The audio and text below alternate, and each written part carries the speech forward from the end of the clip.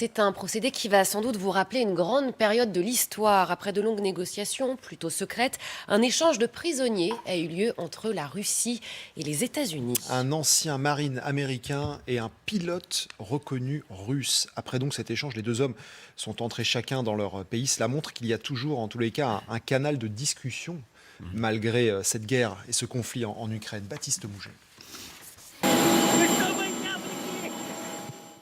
Il est de retour chez lui. Le russe Konstantin Yarotchenko, après 12 ans de prison aux États-Unis pour trafic de drogue, est renvoyé en Russie par les Américains. Je ne croyais plus à ma libération, jusqu'au dernier moment où je suis monté dans l'avion. Je ne croyais pas que cela arriverait à cause de la manière dont ils m'ont traité. Regardez, j'ai encore des cicatrices des menottes.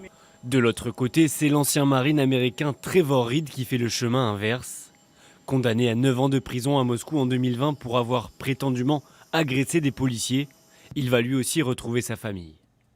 Au premier appel téléphonique, notre fils n'avait pas l'air d'être lui-même. Il était très contenu. Nous étions très contents de son retour et on s'attendait à ce qu'il le soit aussi, mais il ne l'était pas. Peut-être à cause du choc. L'échange de prisonniers a eu lieu sur un aéroport en Turquie. Un procédé qui rappelle le temps de la guerre froide. Oui, Oui, ça nous rappelle l'histoire de Sergueï Skripal, qui est le dernier prisonnier qui a été échangé. C'était un agent doux pour la Grande-Bretagne et les Russes l'avaient échangé et ils l'ont assassiné en 2018, 8 ans plus tard. Oui, plus récemment, vous savez, les échanges soldats israéliens contre palestiniens, avec un rapport qui était un tout petit peu différent. Un soldat israélien égale 100 Palestiniens. Et les corps, C'est ça. même les corps absolument. étaient échangés pour plus de vivants. 6h39 dans l'actualité également, l'affaire du Pont-Neuf. Le policier a été mis en examen pour homicide volontaire. Dimanche, on le rappelle, au cours d'un contrôle, il a ouvert le feu à plusieurs reprises sur un véhicule soupçonné d'avoir forcé un contrôle. 2 de ses passagers sont décédés. Homicide volontaire qui concerne le conducteur. La légitime défense n'est pas retenue à ce stade. Voilà pour l'information. Membre d'un groupe de nuit, il était le seul ce soir-là à avoir un fusil d'assaut en main. Il évite cependant la prison.